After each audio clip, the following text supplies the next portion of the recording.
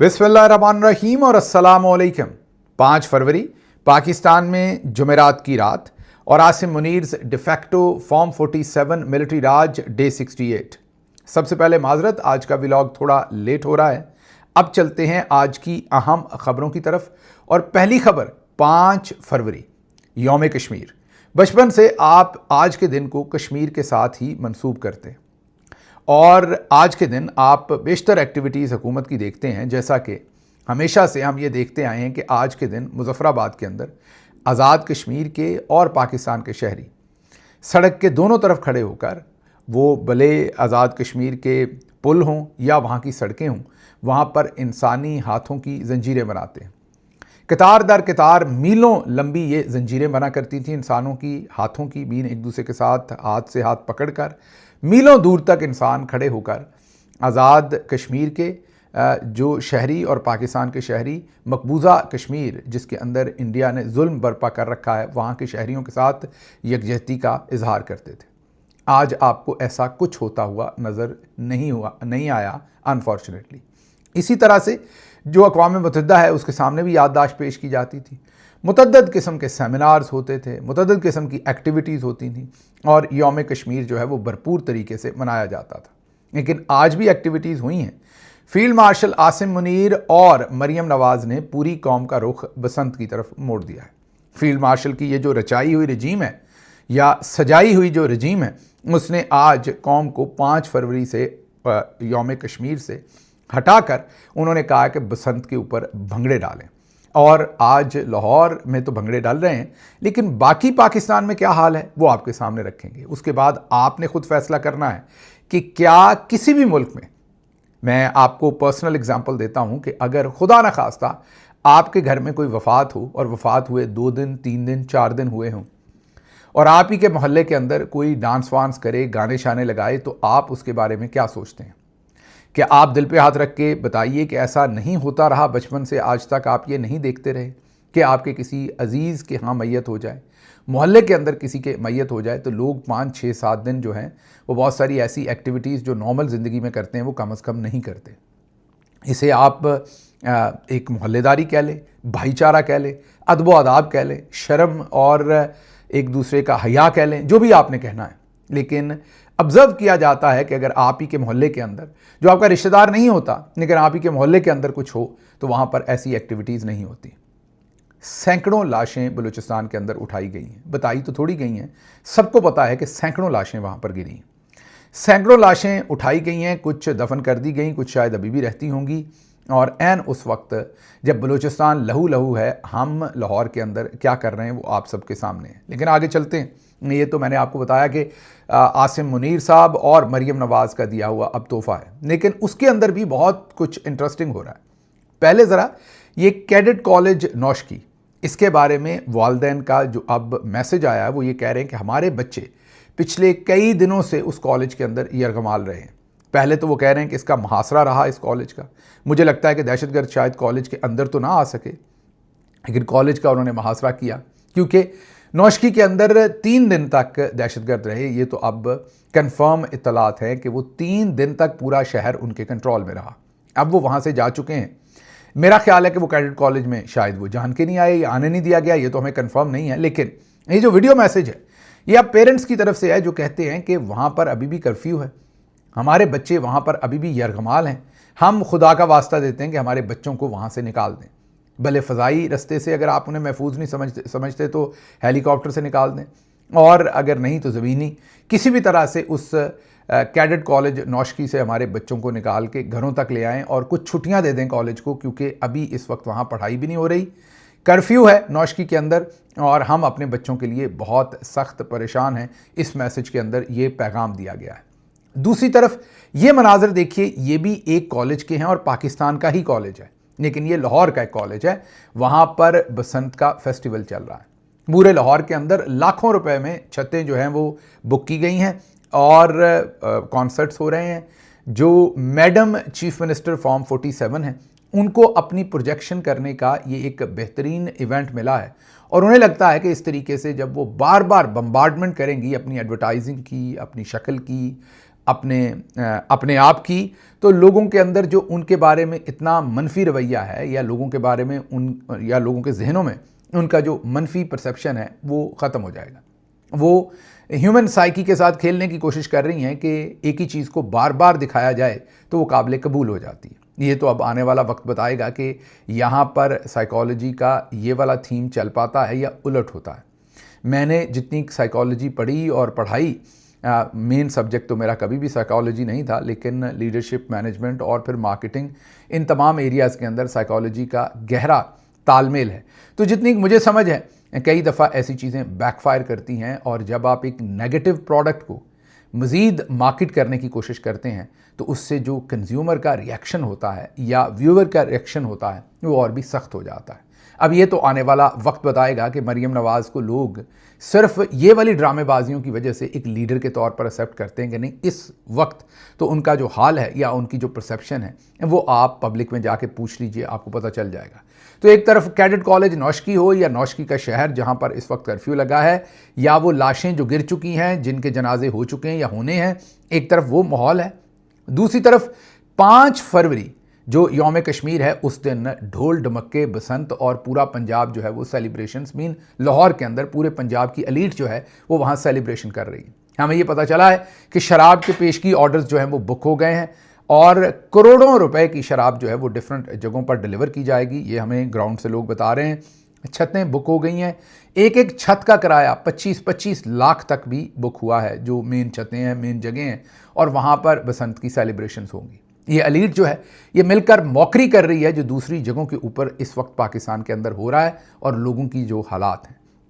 फिर हम कहते हैं फेडरेशन जिंदाबाद। जब लोग हथियार उठाते हैं और पाकिस्तान के ख़िलाफ़ को नारा लगाते हैं तो हम सबको भी बड़ी तकलीफ़ होती है, लेकिन इस वक्त हमें ये समझ नहीं है कि जिनके घरों में जनाजे पड़े हैं, अगर उन जनाजों को इग्नोर करके, मैंने आपसे ज़ाती सवाल किया कि अगर आपके मोहल्ले में, आपके घर में ऐसा हो और कोई ढोल ढमक्के करे तो आप उसके बारे में क्या सोचेंगे।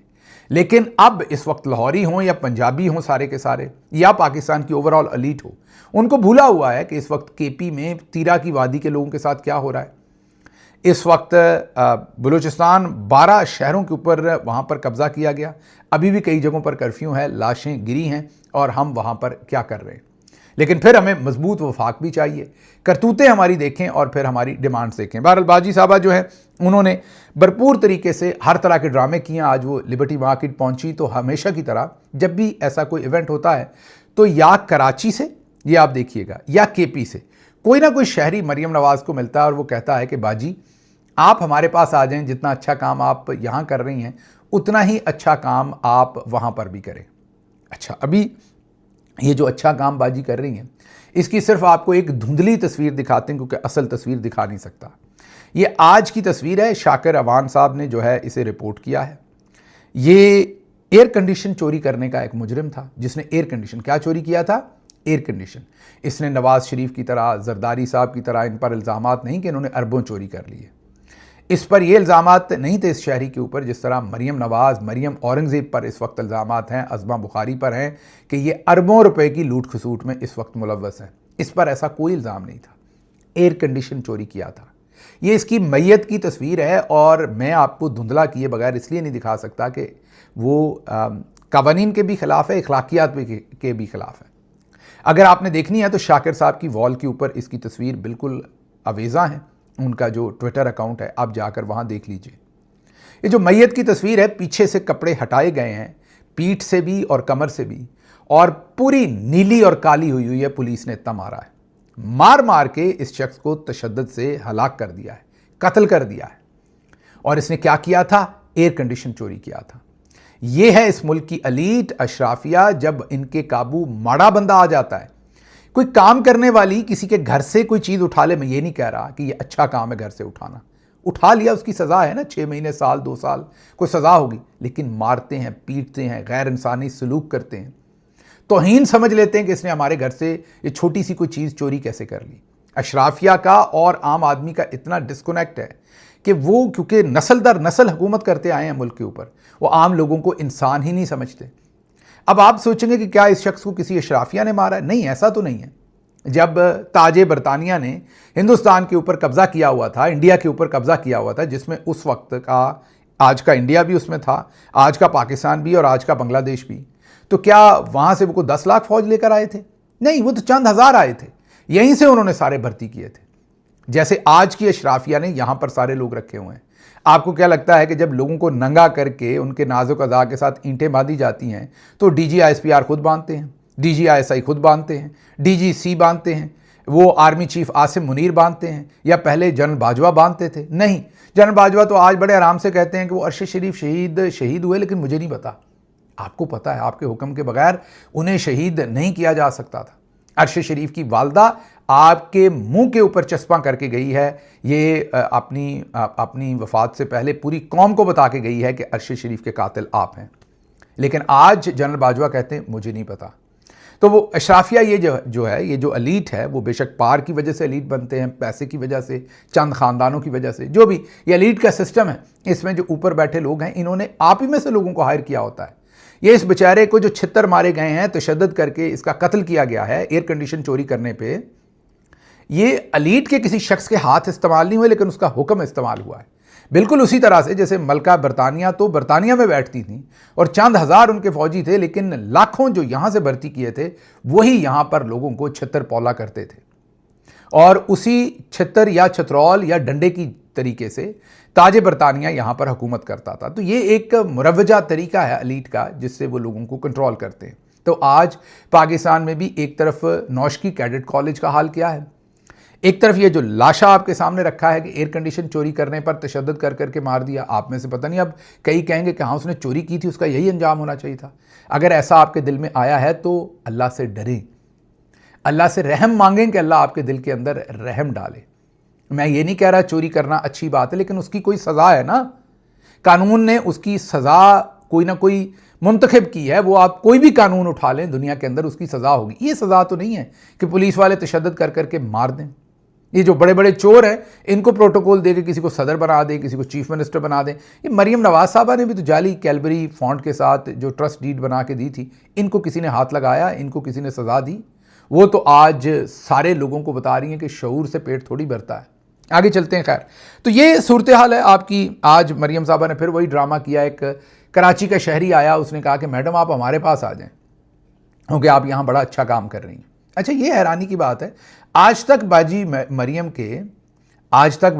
के किसी ड्रामे में कोई बलूचिस्तान से नहीं आया। उसने नहीं कहा कि बाजी हमारे पास आ जाएं, हमें आपकी ज़रूरत है, आप बड़ा अच्छा काम कर रही हैं, आप बलूचिस्तान में आके करें। हाँ, मुझे याद आया बलूचिस्तान के बारे में BLA की सपोर्ट में मरियम नवाज साहबा ने एक ट्वीट किया था। बाद में क्योंकि इनकी डील हुई थी, प्रेशर के ऊपर वो ट्वीट डिलीट किया, लेकिन फिर कहा, जिनको आज BLA को रियासत दहशतगर्द कहती है, उस वक्त मरियम नवाज ने कहा कि मैं ये ट्वीट तो डिलीट कर रही हूँ, लेकिन इसके मतन से इख्तलाफ नहीं कर रही, मतन के साथ खड़ी रही। मतलब BLA को बाजी आज भी टेररिस्ट नहीं मान रही। हम मान रहे हैं यहाँ से बैठे हुए, बाजी नहीं मान रही BLA को आज भी टेररिस्ट। आज शायद हुकूमत करने के लिए कह दें, लेकिन उनका ट्वीट, पहले ट्वीट करना उनकी सपोर्ट में, फिर जब डिलीट करना और ये कहना कि मैं अपने मतन के साथ खड़ी हूँ, चीख चीख कर कह रहा था कि वो ये जो सेपरेटिस्ट मूवमेंट है BLA की, उसको भरपूर सपोर्ट करती हैं। और आज उन्हीं मरियम नवाज शरीफ साहबा को फील्ड मार्शल आसिम मुनीर खासुल खास पाकिस्तान के ऊपर इंस्टॉल करके बैठे हैं और तमाम पावर जो है वो उन्होंने उनके हाथों में सौंप रखी है। ये हमें समझ नहीं है कि फील्ड मार्शल की ऐसी क्या कमज़ोरी है, क्या ऐसी इनके हाथ में उनकी कोई वीडियो है, क्या चीज़ है जिस वजह से वो इतने मजबूर हैं कि मरियम नवाज शरीफ जो हैं वो पाकिस्तान के अंदर आज वो कुछ कर रही हैं जो पहले हमने कभी होते हुए ना देखा। बहरहाल, यौम कश्मीर जो है, हम किसी को मोदी का यार नहीं कहते, ये कहते थे इमरान खान साहब को और दूसरों को। हम तो इन्हें गद्दारी के सर्टिफिकेट नहीं बांटते, लेकिन ये सवाल ज़रूर पूछते हैं कि आज 5 फरवरी का दिन जो कश्मीर के साथ मनसूब था, एक तरफ जो बलूचिस्तान में है और दूसरी तरफ कश्मीर का दिन, वो सब कुछ भुला के इन्होंने पूरा फोकस जो है वो बसंत के ऊपर रखा हुआ है। आगे चलते हैं। जो प्रिंट मीडिया है और इलेक्ट्रॉनिक मीडिया मीन टेलीविज़न है, पूरा मरियम नवाज साहबा ने कंट्रोल किया हुआ है। इस वक्त लोगों का तासर ये है, रिपोर्ट ये हो रहा है सोशल मीडिया के ऊपर कि गालिबन जियो टीवी को पेड कैंपेन दी गई है बसंत को लॉन्च करने की। उनके जब हम सोशल मीडिया अकाउंट्स को देख रहे हैं तो पिछली 30 के करीब पोस्ट उन्होंने जो हैं वो जा बजा बसंत के ऊपर कर रखी हैं। मतलब कि लग रहा है कि इस वक्त पाकिस्तान में मेन थीम ही लाहौर की बसंत है। और ये जहन में रखिए, ये बसंत पंजाब के अंदर नहीं है, क्योंकि आज की खबर आपके सामने रखते हैं और वो ये है कि रावलपिंडी के अंदर रावलपिंडी के अंदर एक क्रिश्चियन बच्चा, क्रिश्चियन जानबूझ के इसलिए आपको कह रहे हैं वरना बच्चा तो हमारा पाकिस्तान का ही बच्चा है, लेकिन मैं आपको ये कह रहा हूं कि माइनॉरिटी के ऊपर ये कैसे पल पड़ते हैं। रावलपिंडी थाना सादकाबाद के इलाके में 8 साला क्रिश्चियन बच्चा खन्ना पुल के करीबी इलाके का रहायशी छत पर पतंग उड़ा रहा था। किसी की शिकायत पर पुलिस आज दोपहर को वालिद सलीम मसीह को गिरफ्तार करके ले गई, जो इस वक्त सो रहा था। सादकाबाद पुलिस स्टेशन में वो गिरफ्तार है। पुलिस सलीम मसीह के भाई को FIR नहीं दे रही कि अभी तक प्रोसेस में है। क्या किसी माइनर के जुर्म पर उसके वालिद को इस तरह से गिरफ्तार किया जा सकता है? किया जा सकता है, क्यों नहीं किया जा सकता? आप गिरफ्तार कह रहे हैं ये सलीम मसीह को छितर मार मार के कत्ल किया जा सकता है? आप क्या बातें कर रहे हैं? ये क्या सवाल पूछ लिया आपने? क्योंकि सलीम मसीह के 2-3 कसूर हैं। सबसे पहला कसूर तो ये कि वो गरीब है और शराफिया से नहीं है। दूसरा कसूर वो माइनॉरिटी से भी है। मार मार छितर इसको वो इसलिए मार देंगे कि तुमने ऐसा बच्चा पैदा ही क्यों किया जो पतंग उड़ा रहा है, क्योंकि ये ऐसे बच्चे पैदा करेंगे जो सुप्रीम कोर्ट के अंदर जाली ट्रस्ट डीड जमा करवाएंगे, फ्रॉड करेंगे और फिर उन्हीं बच्चों को चीफ मिनिस्टर बनाया जाएगा। लेकिन सलीम मसीह का बच्चा पतंग उड़ा रहा है, इतना ही जुर्म काफ़ी है कि सलीम मसीह को छितर मारे, मारो इसे, ताकि कोई और इस तरह की हिम्मत ना करे किसी का बच्चा कि वो छत पर जाके पतंग उड़ाए।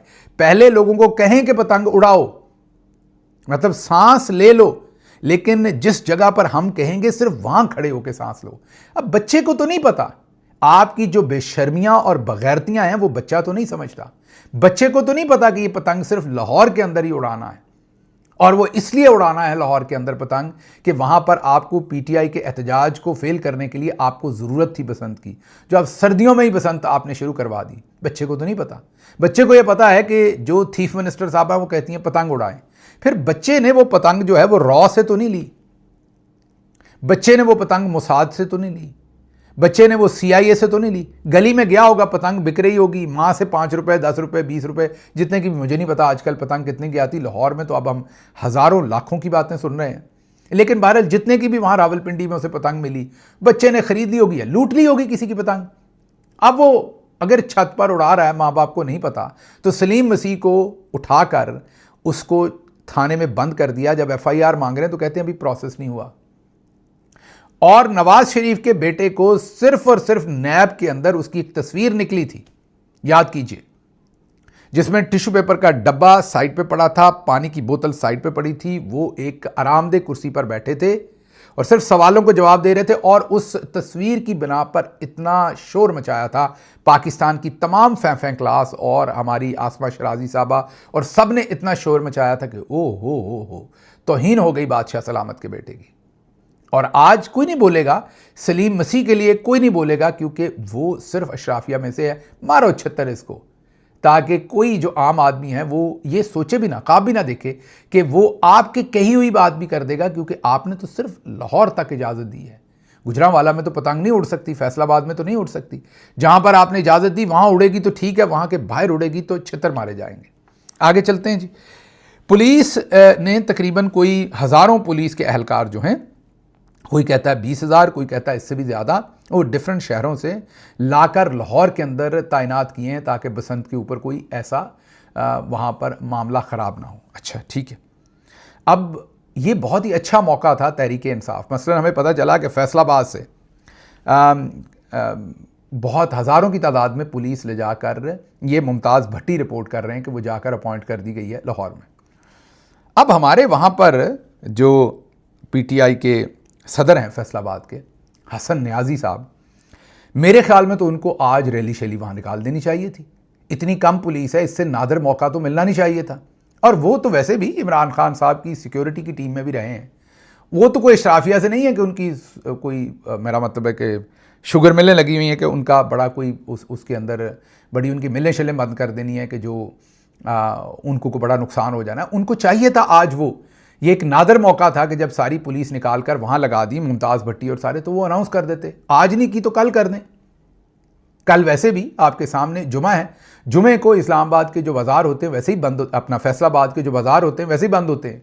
तो एक नादर मौका है कि वहाँ पर एक बड़ी रैली निकालें, क्योंकि पुलिस तो मौजूद नहीं है वहाँ पर, ज़्यादातर निकाल के ले गए हैं। तो आपको इस अपॉर्चुनिटी से फ़ायदा लेना चाहिए। लेकिन अनफॉर्चुनेटली हमारी जो इस वक्त बहुत सारी क़यादत है वो ऐसी जो अपॉर्चुनिटीज़ निकलती, जैसे ये बसंत की जो अपॉर्चुनिटी लाहौर में बर्पा की गई है 8 तारीख के लिए, उससे पहले कई जगहों पर रैलियाँ निकाली जा सकती हैं।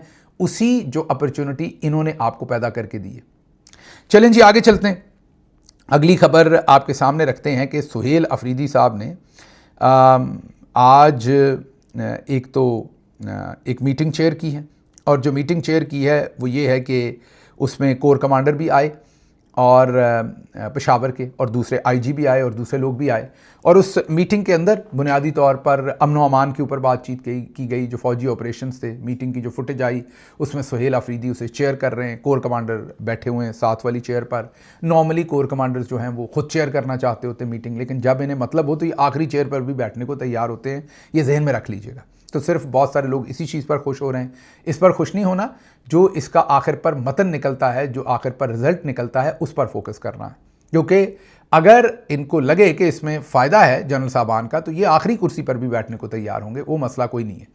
तो इसलिए असल बात तो ये कि, लेकिन फिर भी ये एक हौसला अफजा मनाजर है कि एक सूबे के अंदर एक चीफ मिनिस्टर 5 फरवरी को ही, जब दूसरी तरफ मरियम साहबा सबको कह रही कि पीले कपड़े पहन के आएँ, ये ज़रा कह क्या रही हैं, सुन लीजिए। ये वसंत पंचमी पुराना लफ्ज है। ये इसका जो कलर है वो येलो है, और तमाम पंजाब की खवातीन को जिनके पास येलो जोड़े हैं उनको येलो जोड़े पहनने चाहिए। एक फेस्टिव मूड जो है वो क्रिएट करना चाहिए।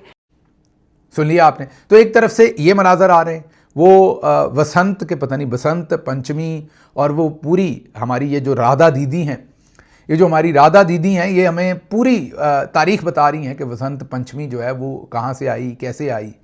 तो राधा का वादा है कि उन्होंने कोई ऐसा काम जो है वो नहीं करना, हमारी राधा दीदी ने, जो सीधा हो, मतलब कि जिसका कौम और मुल्क को फ़ायदा हो। तो एक तरफ 5 कश्मीर डे के ऊपर वो हमें ये सब कुछ बता रही हैं, दूसरी तरफ चलें खैबर पख्तूनख्वा से अच्छे कम से कम एक अच्छा सेंटीमेंट है कि वहाँ पर तमाम लोग इकट्ठे बैठे हैं और उन्होंने अमन व अमान को कैसे हैंडल करना है, ऑपरेशंस के मामले को कैसे हैंडल करना है, लोगों को जिन्हें घर बगैर किया उन्हें कैसे वापस भेजना है, जो मिलिट्री ऑपरेशन के सिलसिले में वहाँ पर चल रहा है, इसके ऊपर सर जोड़कर बैठे। ये एक बड़ी खुशाइन बात है, इसे हम भी अप्रिशिएट करते हैं। दूसरी तरफ जो पार्टी का मुश्तरका अलामिया है, जिसमें महमूद खान अचकज़ई और अलामा राजा नासिर अब्बास और पाकिस्तान तहरीक इंसाफ की लीडरशिप शामिल हुई। उन्होंने कहा कि 8 फरवरी को मुल्कगीर शटर डाउन हड़ताल की जाएगी। इसी रोज़ शाम के वक्त मशलबरदार रैलियाँ निकाली जाएंगी। सुप्रीम कोर्ट के सामने दोबारा याद दहानी की दरख्वास्त या याददाश्त पेश की जाएगी। इजलास में बानी चेयरमैन की सेहत के मसाइल पर गहरी तशवीश का इजहार किया गया। वादी तीरा से जबरी इनखला को मुस्तरद करते हुए मुतालबा किया गया कि वहाँ के रहायशियों की फौरी बहाली को यकीनी बनाया जाए। अच्छा जी, फिर मिशाल यूसुफजई और शेर अफजल मरवत दोनों ने एक ही टॉक शो के अंदर बैठकर अलीमा खानम के ऊपर इल्ज़ामात लगा दिए। ये कह दिया कि एक हार जिसके ऊपर मुकदमा बनाया गया वो अलीमा खानम ले उड़ी, ले जा चुकी। ये अक्सर दूसरे दिन जर्नल्स जो हैं वो शेर अफजल मरवत को बेचारे को ऐसे इस्तेमाल करते हैं। मुझे पता है आप लोग तो शहरों के रहने वाले हैं, आपको बहुत सारी चीज़ें जो हैं वो नहीं पता होंगी उस तरह की, लेकिन कई चीज़ें पूरे गांव के लिए कॉमन होती थी। चले उसको एक्सप्लेनेशन छोड़ देते हैं, लेकिन गांव में रहने वाले लोगों को पता है कि कई चीज़ें ऐसी होती थी जो गांव के नाई के पास होती थी। उनको पूरा गांव ही उधार मांग कर लेकर जाकर इस्तेमाल करता था नाई से। शेर अफजल साहब माजरत के साथ वही उस तरह बने हुए हैं। उन्हें जिस जगह पर ISI को अगर वो उस तरह दरकार होता है तो वो इस्तेमाल कर लेते हैं, अगर वो ISPR को इस्तेमाल होता है तो वो इस्तेमाल कर लेते हैं।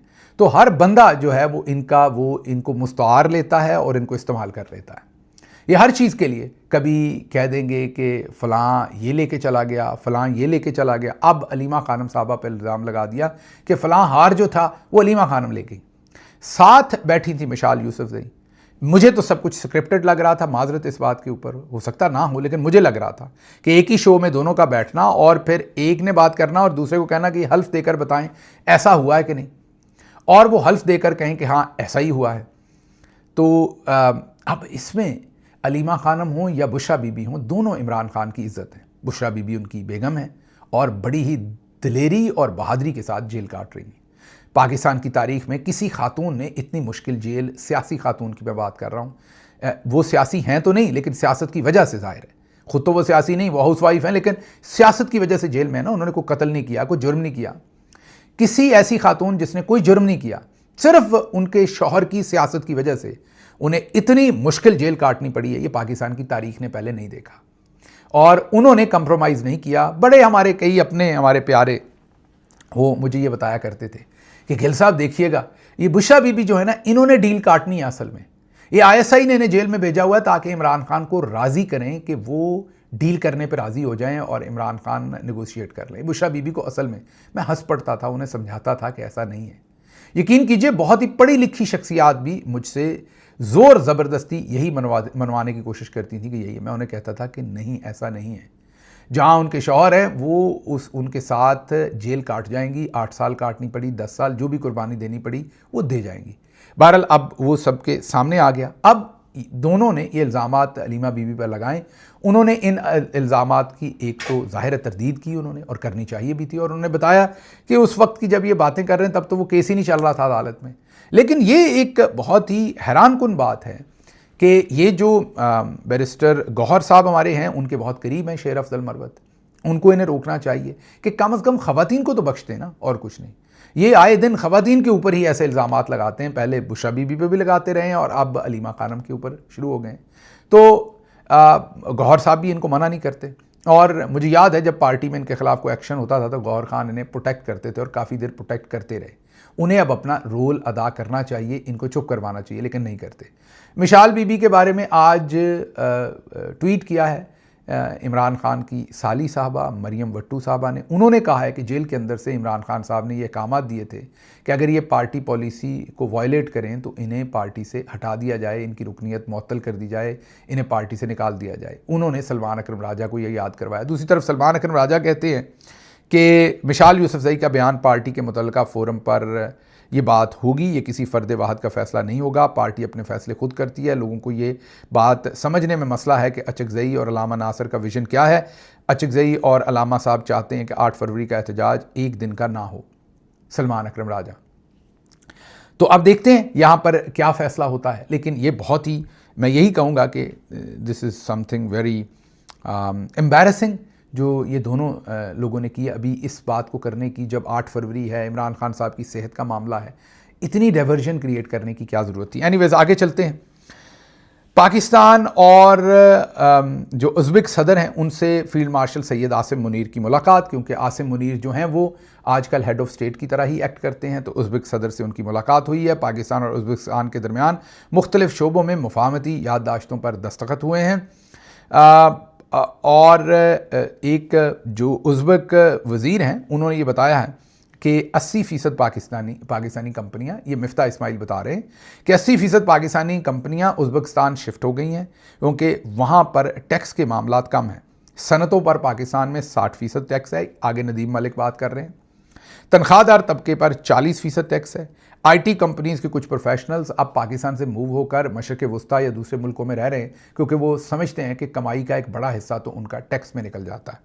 तो इस वजह से उन्हें 40 रुपये टैक्स देना पड़ता है अपनी तनख्वाहों के ऊपर, 60 रुपये वापस मिलते हैं। तो वो मूव ही कहीं और हो गए क्योंकि उन्होंने काम तो ऑनलाइन करना होता है, तो वो किसी और जगह पर रहकर वो काम कर रहे हैं। अब आगे चलते हैं। 80% कंपनियां जो हैं वो उज़्बेकिस्तान शिफ्ट हो गई। हमें फील्ड मार्शल ने यही बताया था कि हमने ऊपर ऊंचा उड़ना है, कितना उड़ना है वो हमें नहीं पता।